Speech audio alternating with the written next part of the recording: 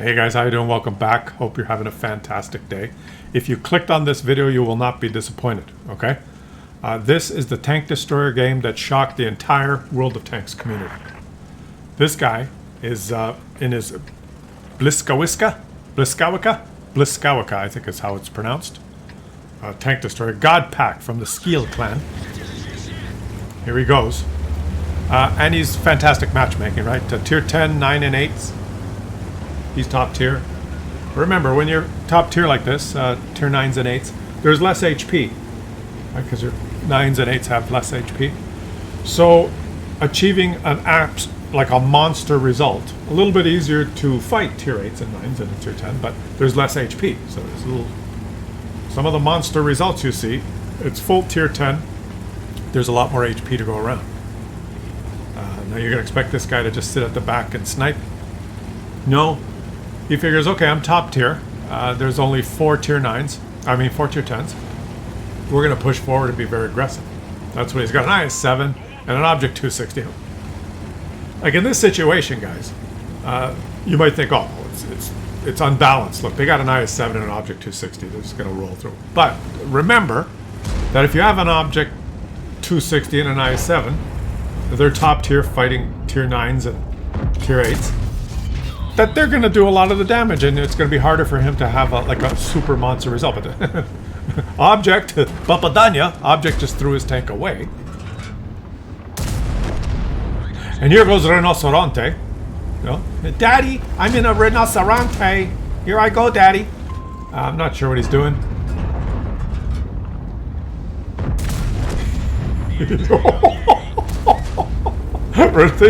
This poor M103. What are his teammates doing, right?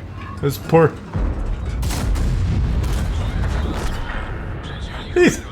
guy. He's probably thinking, what are my teammates doing? So Mr. Rinoceronte was correct.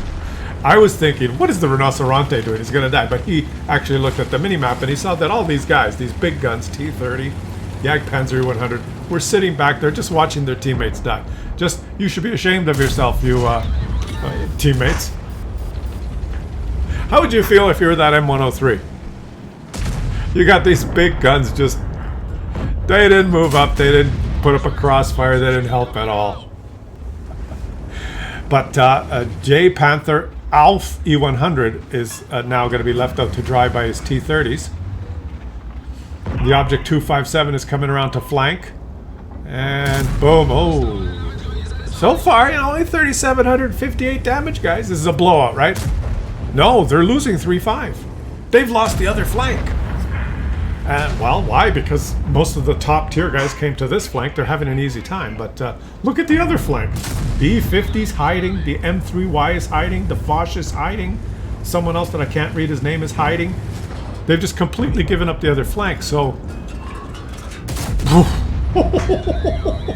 Mr. Lorraine, goodbye.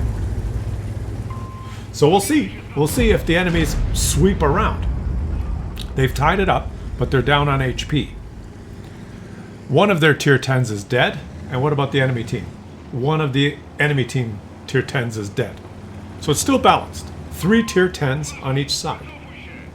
And he's looking at the map now, he's thinking, we won our flank. And this is true in World of Tanks on almost any map. Well, just pause it for 1 second. You win your flank, and then you have 2 choices. Do you keep pushing forward, or do you think there's something else better to do? Usually, once you win your flank, if you just blunder forward, you got all these guys gonna snipe you if you just push forward. And the same with the enemy team. They won their flank. Once they win their flank, what do? If they just push forward towards the base, they got these guys sitting in sniping positions going to farm them, right? So once you win your flank, you decide, okay, you look at the mini-map, and you say, should I push forward? Or am I going to be just driving into some enemy guns?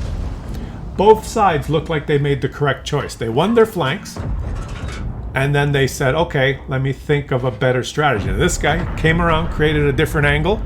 He didn't just blunder forward into a crossfire. He created a different angle here.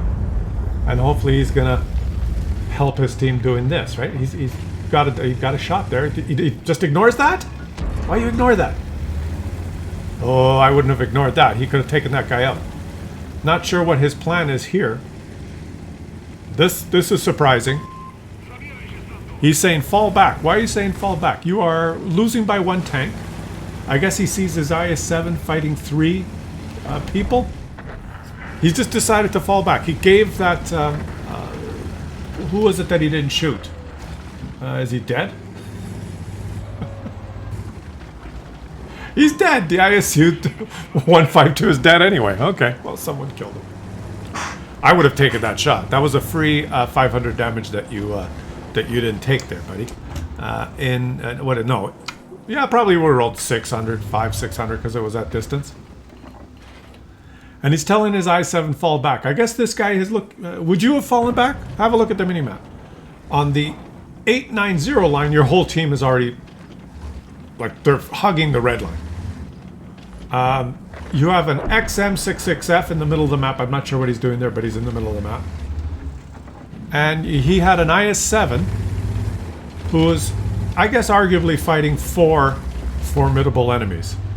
And so rather than help him, he said fall back. That was his choice. That was another losing 6-8. You could argue that maybe that wasn't a great... but I'm a backseat driver now, right? I'm watching this video. There's 100 different things you could do. He chose to do this, and I guess we're gonna see that it worked out really well. Because as I said, this game shocked the entire World of Tanks community, and he's gonna just pump this into he was spotted. At the same time, he bounced the T-30, 750 damage. Oh, he bounced them, and the other T-30 penned him for 663. So, hey, surprise, guys, the T-30 low rolled. Well, it is American. And he's going with some blind shots now. And let's see, is he completely premium ammo? 292 pen. And this stuff is, no, he's no premium ammo at all. That's why this game shocked the entire World of Tanks community. He's doing this a la cheap.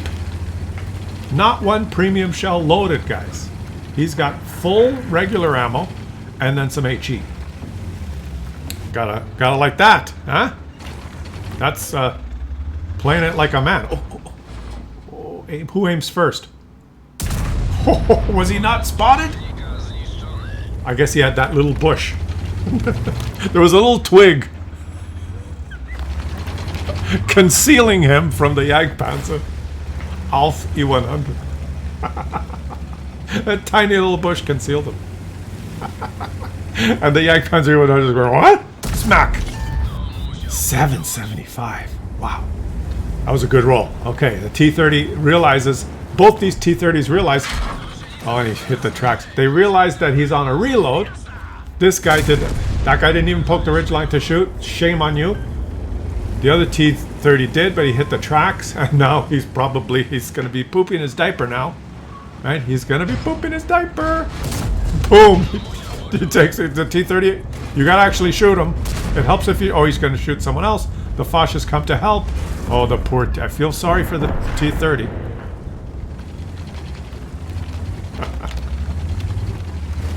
Thank you, Foch. Thank you for coming to help. Look at these guys that are on the red line. The E50 and the other two TDs. They're like sitting at K8 and 9.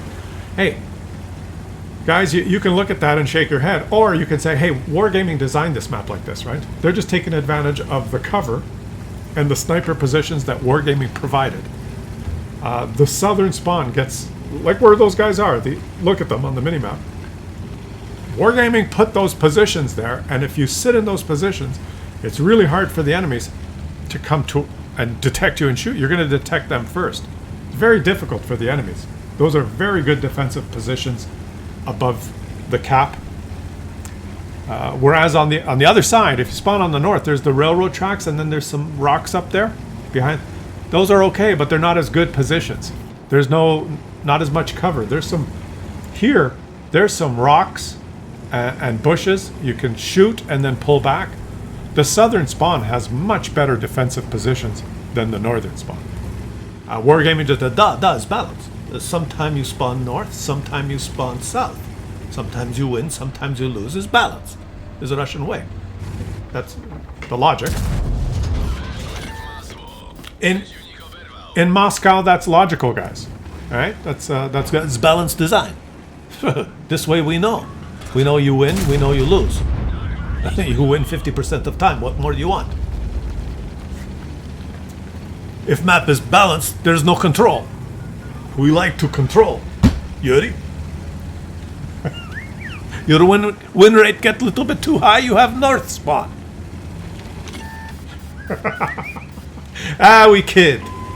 Yuri works in mysterious ways. But this ain't over yet, guys. This ain't over yet. Look at the T-28 and Conway, the pussies. Buck, buck, buck, chickens. Look at the last known positions of the enemies. Those guys are still back there defending the base. I'll just sit back here.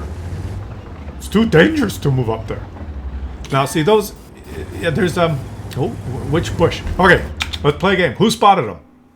It's got to be someone inside his white circle, right? It's got to be someone within that white circle because maximum detection range is 445. The white circle represents 445. It could be someone in here at A3. Where's A3? Right there in those bushes behind the rock because he poked the ridgeline. I'm going to guess it's a guy right there. Or it could be someone right here, but he was not spotted previously until he poked that. So I don't think it's someone right there. Or it could be someone... No, it's probably not someone over there because there's topography. So I'm going to guess it's someone right there at A3. Let's see. Let's see it play out here. You have to try and deduce when the light bulb appears, you've been spotted 3 seconds ago. Where'd you get spotted from? You have to look at the map. Say, what are the possibilities? A3 and A7. If I were him, I would... oh, that's not who spotted him, but that guy has just appeared.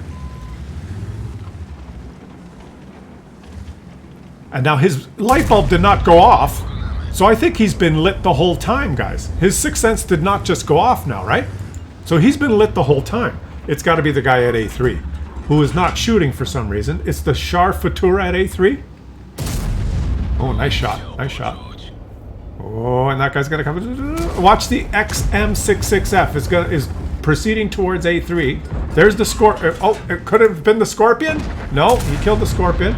There, dump. See? Deduction.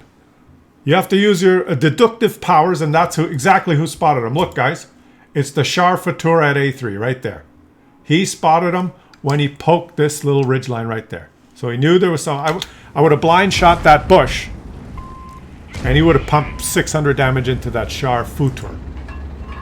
That coward of a Char Futura who hid there. And he was lit the whole time because the Char Futura was in the bush, but he was not firing his gun, and now he's dead. Ace tanker, but look at this, guys. 10,422 damage. Some of those blind shots actually hit. 1,591 XP. Over 10,000. Come on, we got a clock for that, eh? God Pack, fantastic game. Shocked the entire World of Tanks community. His game and his TD. And he did it with no premium ammo. Without a premium account, he would have ended up with almost 100,000 in profit. But personal missions payout. Without personal missions, Yuri. Without personal missions, you lose. But with the premium account, 128. A game like that guy. Okay, we're going to watch one more game, but let me just say, okay? He didn't fire any premium ammo. He has the game of his life, over 10,000 damage. And without a premium account, if he did not have personal missions payout, 74,000 minus, he would have ended up with 1,300. We would have ended up like breaking even. Like, are you kidding? Let's watch a game in a T62A, which you don't get to see very often. And I think in that previous game we just watched, he could have taken that shot on the ISU 152, the one I said, what are you doing? What? He didn't take that shot, so what, another 500-600 damage? But you can't look at it that way, right? Because you change one thing, and everything after that thing may not have played out the way it did, right? The butterfly effect, you guys know that, right? I was saying, stop, shoot the ISU 152, and he didn't. Let's say he did. He would have got another 500-600 damage. But that doesn't guarantee that the rest of the game would have played out in a similar way. Maybe that hesitation in the open to take that one shot, he would have got spotted by the T-30. Maybe the T-30 plunks him in his side for 750 damage. He gets lit on fire. The loader bought a farm. He's moving slowly. Anything could have happened, right? Or that hesitation, he would have retreated fast enough, so he would have been in a position at a different time. The enemies would have been in different places. Everything changes. The butterfly flaps its wing, which creates a little bit of turbulence in the air. Right? So when that mosquito was flying by, it would have went this way, but the little turbulence grew. Ah! Right? He changed direction, and instead of flying this way and landing on your shoulder and stinging you, the mosquito went the other way because of the little turbulence in the air. He landed on your wife's neck. You convinced her to go hiking. She doesn't like the outdoors. She likes to go have lunch and shopping. And you like to get outside and go hiking, and you want your wife to be more outdoorsy. And finally, after 6 years of nagging her, she said, "Okay, fine. I'll go with you for a hike." That mosquito veered to the left because of the butterfly flap. It didn't bite you. It lands on her neck. Ow! She goes like this. She's immediately in a bad mood. You just started the hike. You're hiking to your favorite waterfall. You want to take her there, and the ambiance and the waterfall and the nature. You think, oh, this is so beautiful. She's going to be so happy. Maybe if there's no one there, things could get a little steamy, right? Instead, she's going, fucking mosquitoes. Why did I agree to come on this? He's always nagging me to go. This is why I don't like to come outside. It was your idea to come here, and then, she scratches it. You're telling her, don't scratch it, don't scratch it. She scratches it. It welts up into a big red welt. She's scratching it so much that her neck starts bleeding. She bleeds down. It's on her shirt. Ah! I'm dying! Take me home! She's freaking out. She's having a hysterical fit. But I just calm down. It's just a mosquito. It's just a mosquito bite. I never wanted to come out here. I told you I wanted to go shopping downtown and have a nice lunch, but no. Look at all the blood. She's not concentrating on where she's walking. She's freaking out like this. You're trying to calm her down. You're waving your arms. No. And she's saying, what are you doing? And she comes at you. She steps over the edge of the path that you're walking down and falls down a 25-foot drop into a big bushy area of thorny mulberry bushes. Whew. She's motionless. 25 feet down. You don't know what to do. You can't climb down there. It's too steep. You're going, honey? Honey, are you okay? She doesn't answer. It's a really difficult situation. You're starting to lose control. You don't know what to do. You take out your cell phone. It's not working. You can't get down there. What do? You got to run You got to run. You got to go back to the car where you have cell reception. You got to call 911. You start running towards the car. You're not watching where you're going. Tree limbs are hitting you. You're getting scratched up. You're hitting you. A branch hits you in the forehead, and you get kind of a gouge in your forehead. You start bleeding. You're panicking. You got to get back to the car. Why is there no one else on the trail? You finally get to the car. Oh, you have cell reception. You phone 911. You say, I was on a hike with my wife. She fell down the... you have to come. Hurry, quick. There's, calm down, sir. Where are you?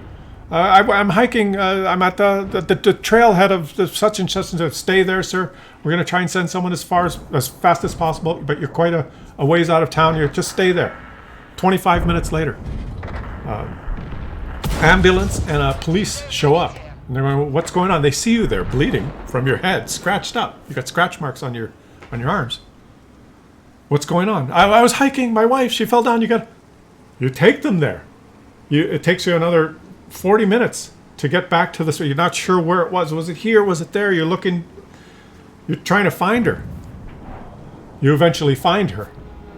And you got the cops with you. Got 2 policemen. They're following you there. Is this where it happened? Somewhere over here.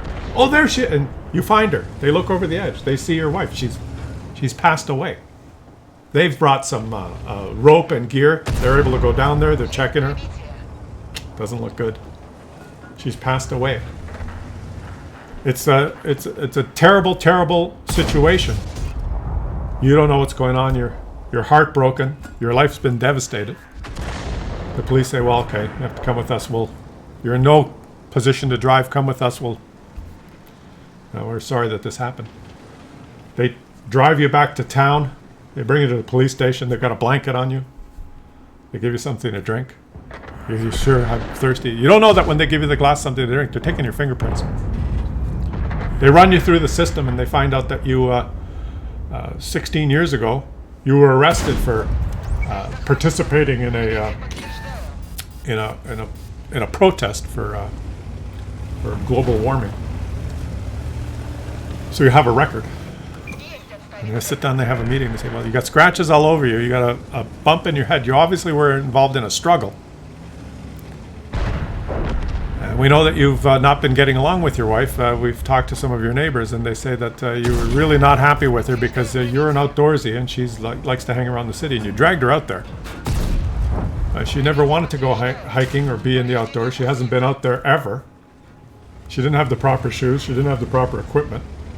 It's our opinion that you just took her out there to kill her. And we've noticed here that you have an insurance policy, the two of you, that if either of you should die, pays out. And that's the motive. And you get arrested for murder. And you're shocked. And that's a true story. And it's the story that was used that inspired the movie The Fugitive by Harrison Ford.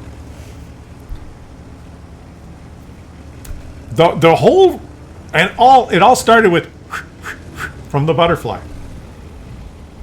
One little flap of a wing changes everything. The history of the world from that moment on has changed, right? You're 2 months later, you're in jail.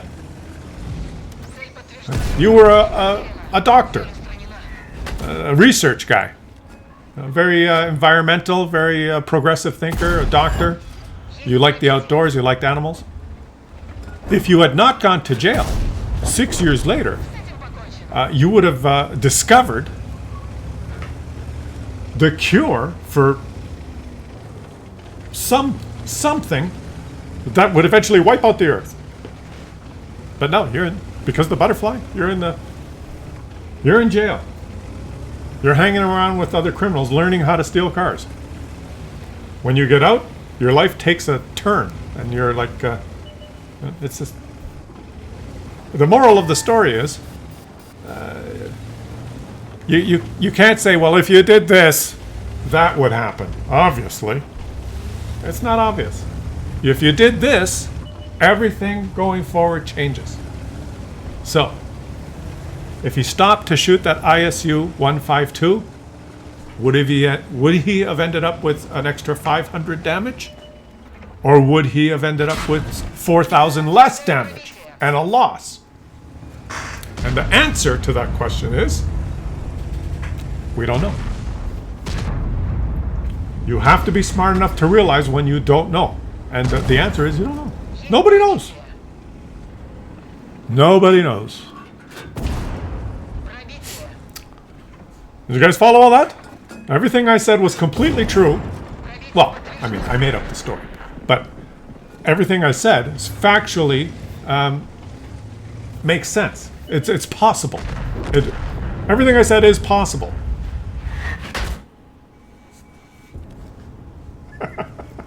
It's true. Oh, Mr. Poor Artillery you're going to pay.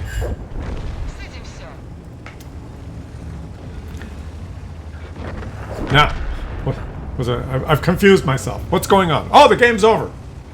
And the question you have to ask yourself now, guys, is when I launched into the story and told the story and concluded the story, how is it possible that my story concluded through its weaving, meandering pace to climax, to give you the moral of the story, and then finish at exactly the same time that this game ended, where he aced his tank. The game took 9 minutes and 43 seconds. How did I know that my meandering story should last 9 minutes and 42 seconds?